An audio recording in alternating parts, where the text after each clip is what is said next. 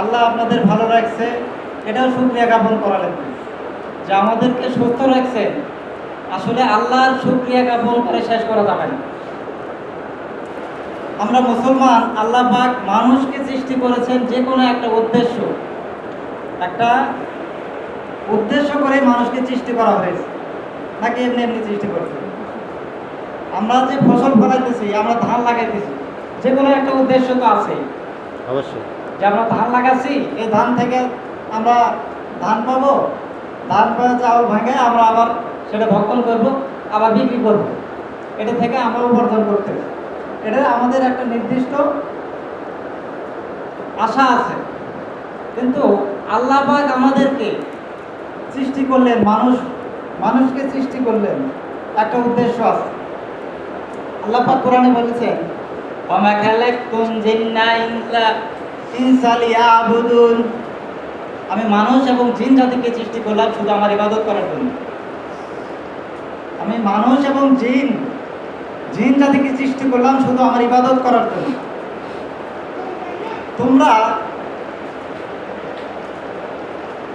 তোমরা আমার ইবাদত করো এবং জমিনে ছড়িয়ে পড়ো। আমার ইবাদত করা ব্যতীত জমিনে ছড়িয়ে পড়ো না, মানে আমার ইবাদত করে তারপর জমিনে ছড়িয়ে পড়তে বলছেন। আল্লাহ পাক শুধু ইবাদত করবেনই বলেন নাই, আবাদতও করবেন বলছেন। কিন্তু আমরা সেই আবাদতই বেশি করি, কিন্তু ইবাদতটা আমরা গুমরাহর পথে চলে যেতেছি। সম্মানিত উপস্থিতি হাজিরা, আমরা মুহাম্মদ সাল্লাল্লাহু আলাইহি ওয়াসাল্লামের উম্মত। আমরা যে মুসলমান হয়ে জন্মগ্রহণ করছি, মুসলমানের ঘরে জন্মগ্রহণ করছি বলে আমরা মুসলমান। কিন্তু মুসলমানের যে একটা কালচার আছে, মুসলমান হতে গেলে যে কয়েকটা আমল লাগবে, সেই আমলগুলো কি আমাদের মধ্যে আছে? আমরা তো দাবি করতেছি আমরা মুহাম্মদের উম্মত। আমাদের মুহাম্মদ সাল্লাল্লাহু আলাইহি ওয়াসাল্লামকে প্রেরণ করেছেন আমাদের বাহক হিসেবে, বার্তা বাহক হিসেবে, আমাদের নবী হিসেবে প্রেরণ করছেন, রাসূল হিসেবে প্রেরণ করছেন। তার মাধ্যমে আমরা আল্লাহকে চিনতে পারতেছি, নাকি এমনি এমনি চিনা যাবো? মুহাম্মদের মাধ্যমে আমরা আল্লাহকে চিনতে পারতেছি। আল্লাহ কোরআনে বলছে যে আমাকে অনুসরণ করতে হলে মুহাম্মদকে অনুসরণ করতে হবে। মুহাম্মদকে অনুসরণ করলে আমাকে পাবো। আমরা মুহাম্মদকে যদি অনুসরণ না করি তাহলে কি আমরা আল্লাহ পাবো? অসম্ভব।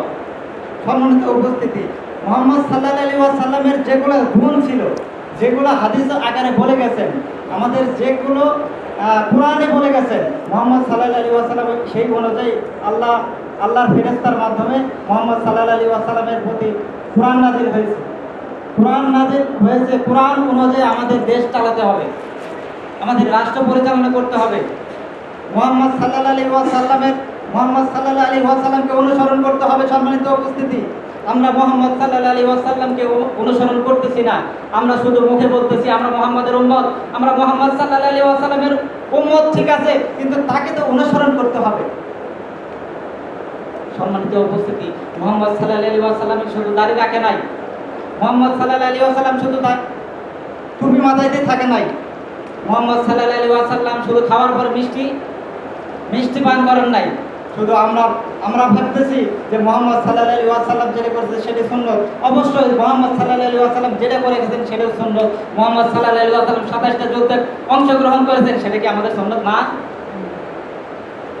মুহাম্মদ সাল্লাল্লাহু আলাইহি ওয়াসাল্লাম খাওয়ার পর মিষ্টি গ্রহণ করছেন, এটা আমরা সুন্নাত মানি, আমরা এটা সুন্নাত মানি। কিন্তু মুহাম্মদ সাল্লাল্লাহু আলাইহি ওয়াসাল্লাম যে 27টা যুদ্ধে অংশগ্রহণ করছেন সেটা আমাদের সুন্নাত না, এটা কি আমাদের মানতে হবে না? অবশ্যই আমাদের মানতে হবে। মুহাম্মদ সাল্লাল্লাহু আলাইহি ওয়াসাল্লাম 10টা বছর রাষ্ট্র পরিচালনা করেছেন। 10টা বছর, এটা কি আমি মিথ্যা কথা বলতেছি? না না, মুহাম্মদ সাল্লাল্লাহু আলাইহি ওয়াসাল্লাম 10টা বছর কিন্তু রাষ্ট্র পরিচালনা করেছেন এই মসজিদ থেকে। তখন কিন্তু এই জাতীয় সংসদ ছিল না, তখন কিন্তু মসজিদ থেকে এই রাষ্ট্র তিনি পরিচালনা করতেন। সম্মানিত হাজিরান, আমাদেরকে বুঝতে হবে, আমাদেরকে কোরআন বুঝতে হবে, আমাদেরকে হাদিস বুঝতে হবে। আমাদের মুসলমান জাতির উপরে কোরআন শিক্ষা করা ফরজ, জ্ঞান অর্জন করা ফরজ। আল্লাহ বলেছেন তোমরা জন্ম থেকে মৃত্যু পর্যন্ত তোমরা জ্ঞান অর্জন করো। যা এটা কোরআনে বলে গেছেন সেটা আমাদের উপর ফরজ। আপনার বাংলা তরজমা অনুযায়ী পড়তে হবে। সম্মানিত উপস্থিতি, মুহাম্মদ সাল্লাল্লাহু আলাইহি ওয়াসাল্লাম আমাদের জন্য এত কষ্ট করে গেছেন, আমরা তার উম্মত দাবি করি, কিন্তু তার একটা গুণগানও আমাদের মধ্যে নাই। মুহাম্মদ সাল্লাল্লাহু আলাইহি ওয়াসাল্লাম ছিলেন শ্রেষ্ঠ মানব, শ্রেষ্ঠ মানব। তার মতো দুনিয়ায় এমন কোনো ইনসান আসবে না, তার মতো মানুষ দুনিয়ায় এখন পর্যন্ত আসে নাই। সম্মানিত উপস্থিতি, মুহাম্মদ সাল্লাল্লাহু আলাইহি ওয়াসাল্লাম ছোট ছিলেন। মুহাম্মদ সাল্লাল্লাহু আলাইহি ওয়াসাল্লাম ছোট থাকার পরে যখন কোরআন তার উপরে নাজিল হলো, তার আগে কিন্তু আলামিন উপাধি তাকে দেওয়া হলো। তার নাই এই আলামিন উপাধি কে দিয়েছে? আবু জাহেলরাই তো দিয়েছেন। সবাই কিন্তু এই আরবের সবাই কিন্তু মুহাম্মদ সাল্লাল্লাহু আলাইহি ওয়াসাল্লামকে বিশ্বাস করতেন। যখন মুহাম্মদ সাল্লাল্লাহু আলাইহি ওয়াসাল্লাম কোরআন তার উপরে নাজিল হলো, 40 বছর বয়সে কিন্তু তার উপর কোরআন নাজিল হয়েছে, নবুয়ত পাইছেন। যখন লা ইলাহা ইল্লাল্লাহু মুহাম্মাদুর রাসূলুল্লাহ এই দাওয়াত মানুষের মধ্যে দেওয়া শুরু করলেন, দাওয়াত যখন দেওয়া শুরু করলেন, তখন আবু জাহেল দেখলো যে এই মুহাম্মদ কি বলতেছে, আমরা যে আগে যে আল্লাহ মানছি, এখন তো দেখতেছি আর আল্লাহ আলাদা নাকি কর। মুহাম্মদ সাল্লাল্লাহু আলাইহি সাল্লাম তখন তার শত্রু হয়ে গেলেন। মুহাম্মদ সাল্লাল্লাহু আলাইহি সাল্লাম কিন্তু আবু জাহেলের শত্রু হয়ে গেলেন। এত যাবত এই 40 বছর বয়স পর্যন্ত তাকে সত্যবাদী উপদেশ দিল, আর 40 বছর পরে যখন লা ইলাহা ইল্লাল্লাহর দাওয়াত দেওয়া শুরু করলো, তখন মুহাম্মদ সাল্লাল্লাহু আলাইহি সাল্লাম মিথ্যাবাদী হয়ে গেল। তখন তাকে পাগল উপদেশ দিল। সেটা শুধু মুহাম্মদ সাল্লাল্লাহু আলাইহি সাল্লাম না, আগে যুগে যুগে যতগুলো নবী রাসূল এসেছেন তাদের প্রতিও এরকম অপবাদ দেওয়া শুরু করতেন। ইউসুফ আলাইহিস সালামের প্রতি ধর্ষণের মামলা দিয়ে দিল। আসলে কি তিনি ধর্ষণ করছেন? করেন নাই। যখন আপনি সত্য ন্যায়ের পথে থাকবেন, যখন আপনি সত্য কথা বলবেন, আপনার ন্যায় প্রতিষ্ঠার জন্য হাত বাড়াবেন, তখন আপনার প্রতি জুলুম আসবে, নির্যাতন আসবে, কিন্তু সেই নির্যাতনকে উপেক্ষা করে আপনাকে সামনের দিকে আগায় যেতে হবে। সম্মানিত উপস্থিতি, মুহাম্মদ সাল্লাল্লাহু আলাইহি ওয়াসাল্লামকে অনুসরণ করতে হবে। আমি একটা কথাই বারবার বলতেছি আপনাদের, যে মুহাম্মদ সাল্লাল্লাহু আলাইহি ওয়াসাল্লামকে অনুসরণ করতে হবে, মুহাম্মদ সাল্লাল্লাহু আলাইহি ওয়াসাল্লামকে ভালোবাসতে হবে। আমরা কি মুহাম্মদ সাল্লাল্লাহু আলাইহি ওয়াসাল্লামকে ভালোবাসি? আমরা ভালোবাসি না, আমরা মুখে বলি শুধু আমরা মুহাম্মদ সাল্লাল্লাহু আলাইহি ওয়াসাল্লামকে ভালোবাসি। হামজালারা আল্লাহর সাহাবী হামজালার জীবনী আপনি যখন পড়তে যাবেন, দু চোখ বেয়ে অশ্রু বেয়ে বেয়ে পড়বে। হামজালা রাদিয়াল্লাহু আনহু সত্য বিবাহ করেছেন। তিনি জামিলা রাদিয়াল্লাহু আনহুকে বিয়ে করলেন, বিবাহ করলেন। বিবাহ রাত পার হয়ে গেলেন। ফজরের আগে অর্থাৎ সুবহ সাদিকের আগে ঘোষণা হলো, অ্যালাউন্স হলো, মাইক, তখন তো মাইক ছিল না, অ্যালাউন্স হলো যে মুহাম্মদ সাল্লাল্লাহু আলাইহি ওয়াসাল্লাম যুদ্ধের ডাক দিয়েছেন। উহুদের যুদ্ধের নাম শুনছেন আপনারা? তো উহুদের যুদ্ধের ডাক দিলেন যে এই সবাই যে যেখানে থাকো, মুহাম্মদ সাল্লাল্লাহু আলাইহি ওয়াসাল্লাম যুদ্ধের ডাক দিয়েছেন, আমাদের যুদ্ধে যেতে হবে। তিনি সহবাস করেছেন, হামজালা রাদিয়াল্লাহু আনহু সহবাস করেছেন। সহবাস করলে কি মুসলমানের জন্য গোসল করা ফরজ? গোসল করা ফরজ না? যদি গোসল না করেন, ফরজ গোসল না করেন, আপনার কোনো ইবাদত হবে না। এটা হচ্ছে যে ইসলামের একটা ধারা। তে বিবির কোলে শুয়ে আছেন তিনি। এই কথা শোনার পর তিনি বলতেছেন যে মুহাম্মদ সাল্লাল্লাহু আলাইহি ওয়াসাল্লাম আমাদেরকে যুদ্ধের ডাক দিয়েছেন, আমাদের যুদ্ধের ডাক দিয়েছেন। মুহাম্মদ সাল্লাল্লাহু আলাইহি ওয়াসাল্লামের যুদ্ধের ডাক উপেক্ষা করে আমি এই রমণী নারীকে দিয়ে আমি রং তামাশা করতে পারবো না। আমার দুনিয়ার জীবন আমার ক্ষণস্থায়ী, আমি এই রমণীকে ছেলে একদিনকের সত্য বিবাহ করা হানজালা রাদিয়াল্লাহু আনহু দরবারে গিয়ে বেরিয়ে গেলেন। সম্মানিত উপস্থিতি, যুদ্ধের ময়দানে যুদ্ধ করতে করতে তিনি শাহাদাত বরণ করলেন। হানজালার স্ত্রী তখন দেখলেন যে যুদ্ধ শেষ, আমার স্বামী এখনো ঘরে ফিরে আসতেছে না। সম্মানিত উপস্থিতি, তিনি দৌড়িয়ে যুদ্ধের ময়দানে গেলেন। রাসূলুল্লাহ সাল্লাল্লাহু আলাইহি ওয়াসাল্লামকে জিজ্ঞেস করলেন, ইয়া রাসূলুল্লাহ, আপনি কি হানজালা রাদিয়াল্লাহু আনহুকে দেখেছেন? তিনি বললেন, না, আমি তো হানজালা রাদিয়াল্লাহু আনহুকে দেখি নাই। তিনি অ্যানাউন্স করে দিলেন, সবাইকে বলে দিলেন যে হানজালা রাদিয়াল্লাহু আনহুকে দেখেছো তোমরা? কেউ হানজালা রাদিয়াল্লাহু আনহুর সন্ধান পায়নি।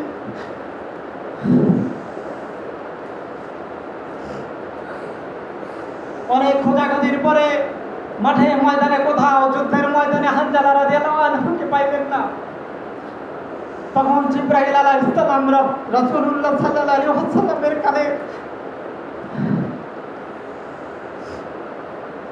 বিশ করে বলতে লাগলেন, ইয়া রাসূলুল্লাহ, আপনার প্যারা সাহাবী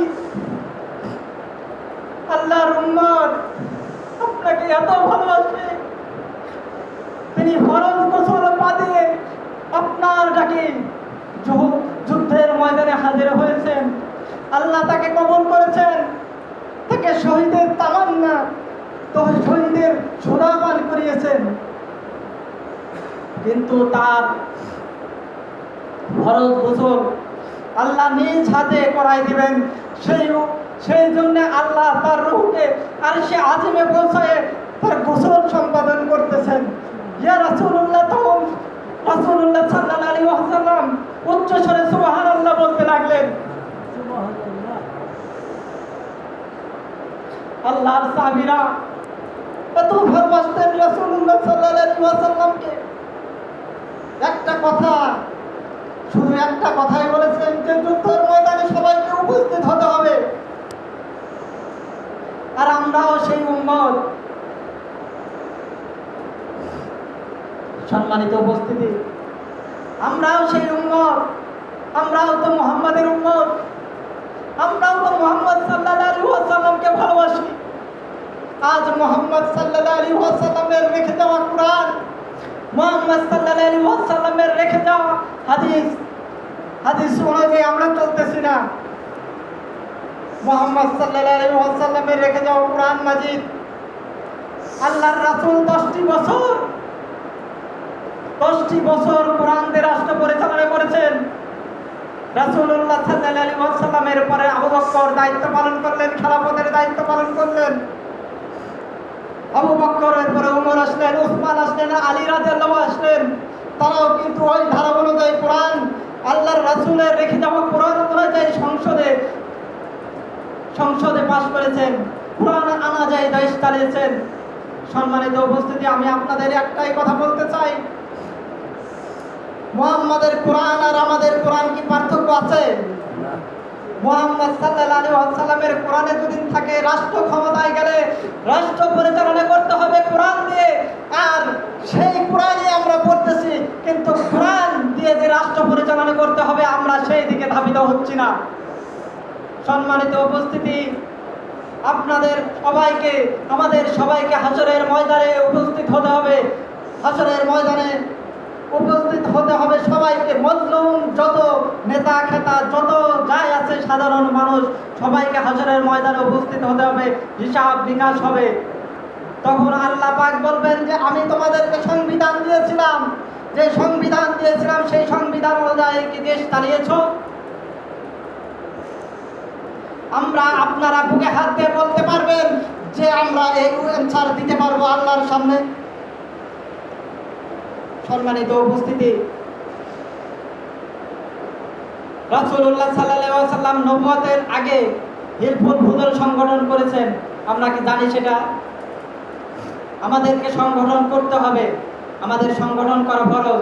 আমাদেরকে সৎ কাজে আদেশ দিতে হবে, অসৎ কাজে নিষেধ করতে হবে, এটা আমাদের ফরজ। আমাদের নামাজ রোজার নামাজের কথা কোরআন শরীফে বলা হয়েছে 82 বার। নামাজ কায়েম করো, নামাজ কায়েম করো কথাটি উল্লেখ করা হয়েছে 81 বার, আর নামাজ পড়ো বলা হয়েছে 1 বার। সম্মানিত উপস্থিতি, আমাদেরকে কোরআন দিয়ে রাষ্ট্র পরিচালনা করতে হবে, সেই কথাটা বলা হয়েছে 903 বার। তাহলে দাম কার বেশি? কোরআন দিয়ে রাষ্ট্র পরিচালনা করতে হবে, এই কথাটা 903 বার কোরআনে বলা হয়েছে।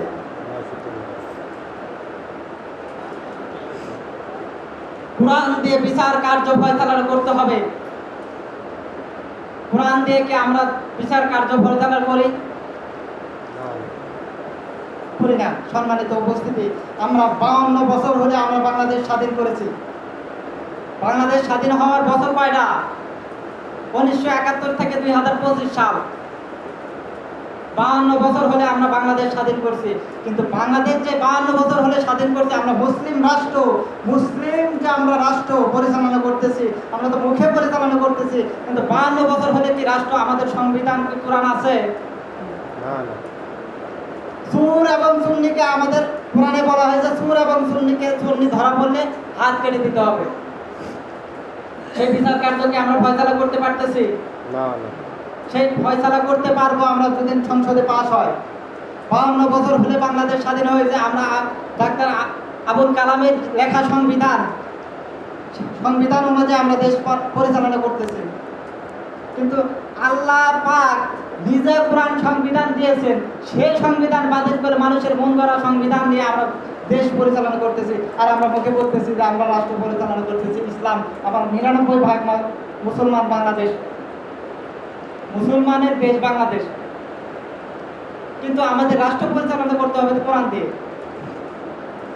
সম্মানিত উপস্থিতি, বাংলাদেশে যখন কোরআন রাষ্ট্র কায়েম হয়ে যাবে,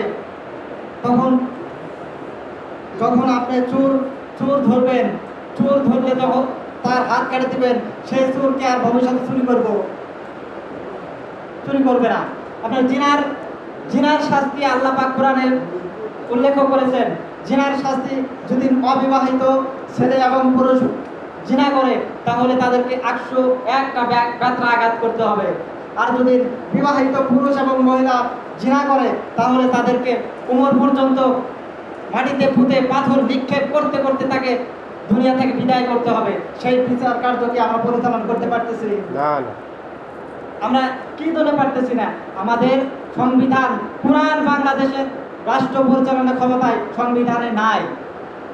কোরআন যখন আমাদের সংবিধান হবে কোরআন, তখন আমরা এই বিচার কার্যগুলো আমরা সংবিধান অনুযায়ী আমরা পরিচালনা করতে পারবো। সম্মানিত উপস্থিতি, সম্মানিত হাজিরান,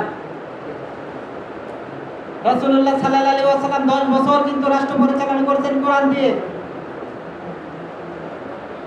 এটা কিন্তু আমাদের মিছা কথা না। রাসূলুল্লাহ সাল্লাল্লাহু আলাইহি ওয়াসাল্লাম মৃত্যুবরণ করলেন। রাসূলুল্লাহ সাল্লাল্লাহু আলাইহি ওয়াসাল্লাম মৃত্যুবরণ করার পরে 3 দিন পরে তার লাশ কবর দেওয়া হয়েছে। এই ইতিহাস কি আমরা জানি? তাকে যে দুনিয়ার উপরে মৃত্যুর পরে 3 দিন রাখা হলো, কি জন্য রাখা হয়েছে জানেন? আমরা কিন্তু জানি না। তাকে ওফাতের আগে সবাই ধরে বসলো যে রাসূলুল্লাহ সাল্লাল্লাহু আলাইহি ওয়াসাল্লাম রাষ্ট্রপ্রধান ছিলেন, তিনি সরকার ছিলেন, কিন্তু রাসূলুল্লাহ সাল্লাল্লাহু আলাইহি ওয়াসাল্লাম মৃত্যুবরণ করলেন, তারপরে কে রাষ্ট্রপ্রধান থাকবে? মদিনার লোকেরা বললো যে আমরা থাকবো, আর মক্কার লোকেরা বললো যে আমরা থাকবো। তখন দুই পক্ষের মধ্যে একটু মতবিরোধ সৃষ্টি হলো। তখন মতবিরোধ সৃষ্টি হওয়ার কারণে রাসূলুল্লাহ সাল্লাল্লাহু আলাইহি ওয়াসাল্লামের লাশ 3 দিন দুনিয়ার উপরে রাখা হলো, যে এটা আগে ফয়সালা করতে হবে, তারপরে রাসূলুল্লাহ সাল্লাল্লাহু আলাইহি ওয়াসাল্লামের লাশ দাফন করতে হবে। তারপরে সবাই এক জায়গায় বসে সিলেকশন করা হলো হযরত আবু বকর রাদিয়াল্লাহু আনহুকে। তখন থেকেই কিন্তু আমাদের ভোটের একটা সিস্টেম চালু ছিল। রাসূলুল্লাহ সাল্লাল্লাহু আলাইহি ওয়াসাল্লামের ওফাতের পর থেকে ভোটের একটা সিস্টেম চালু হলো, ওখান থেকেই।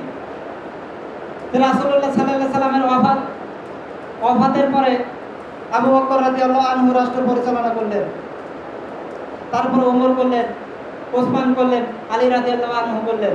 হযরত ইয়াজিদের সাথে হাসান হুসাইনের যুদ্ধ কি জন্য হয়েছিল? এই মসজিদ নেওয়া হয়েছিল, মসজিদ নেওয়া হয় নাই। টুপি পরা নিয়ে হয়েছিল, টুপি পরা নেওয়া হয় নাই। কেরা গিরার নিচে কাপড় পরবো, কেরা পরবো না, এটা নিয়েও কিন্তু হয় নাই। ইয়াজিদের সাথে যুদ্ধ হয়েছে শুধু রাষ্ট্র নিয়ে, রাষ্ট্র পরিচালনা নিয়ে, যে কোরআন দিয়ে রাষ্ট্র পরিচালনা হবে। আর হাসান রাদিয়াল্লাহু আনহু বলছিলেন যে কোরআন দিয়ে রাষ্ট্র পরিচালনা হবে, আর উনি ইয়াজিদ ছিল হতেছে কিছু বিকৃতি করে রাষ্ট্র পরিচালনা করবেন। এই নিয়ে তাদের মধ্যে দ্বন্দ্ব হলো। সম্মানিত উপস্থিতি, আমাদেরকে বুঝতে হবে। ওই জন্যই আমি বলতেছি যে আমাদেরকে কোরআন জানতে হবে, কোরআন পড়া আমাদের জন্য ফরজ। সম্মানিত উপস্থিতি, আর কোরআনকে রাষ্ট্র ক্ষমতায় নিয়ে যেতে হলে আমাদেরকে আগায় আসতে হবে। আমি আগেও বলেছি যে মুসলমানের জন্য দল করা ফরজ। রাসূলুল্লাহ সাল্লাল্লাহু আলাইহি ওয়াসাল্লাম হিজবুত ফুজল সংগঠন করেছেন, এই অনুযায়ী এটাও আমাদের সুন্নত, কিন্তু কোরআনে বলেছেন ফরজ। সম্মানিত উপস্থিতি, আমি আপনাদেরকে বলতেছি আপনারা ইসলামী দলগুলো করবেন, আপনারা ইসলামী দল আপনাদের করতে হবে। ইসলামী দল, ধরেন বাংলাদেশে অনেক ইসলামী দল আছে, যদি আপনার ভালো লাগে সেই দল করবেন। ধরেন জামাত ইসলাম আছে, চরমনায় আছে, খেলাফত মজলিস আছে, যে কোনো দল আপনি করতে পারেন। কিন্তু আপনার যদি ভালো না লাগে যে এটা রাসূল অনুসারী না, ধরেন জামাত ইসলাম এখন বর্তমানে আগায় আছে, জামাত ইসলাম আগায় আছে, যে জামাত ইসলাম যদি আপনার ভালো না লাগে, যে বলতেছেন যে জামাত ইসলাম রাসূলের অনুসরণ করতেছে না, তাহলে আপনাকে নিজেই আপনার সাধ্য অনুযায়ী ওই কোরআন হাদিস ঘেটে আপনাকে একটা দল গঠন করতে হবে, তারপরেও আপনাকে দল করতে হবে। সম্মানিত উপস্থিতি, আমাদেরকে সবাইকে বোঝার এবং আমল করার তৌফিক দান করুক। আমি এই বলে আমার কথা এখানে শেষ করছি। ওমা ইল্লাল বালাগ। আসসালামু আলাইকুম ওয়া রাহমাতুল্লাহি ওয়া বারাকাতুহু।